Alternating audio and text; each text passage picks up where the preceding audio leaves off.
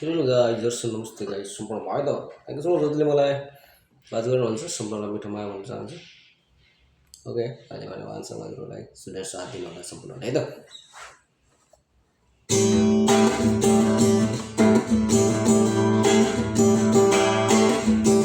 तिमी तिमी भन्दा भन्दै छडी गयो तिमी तिमी भन्दा भन्दै छडी गयो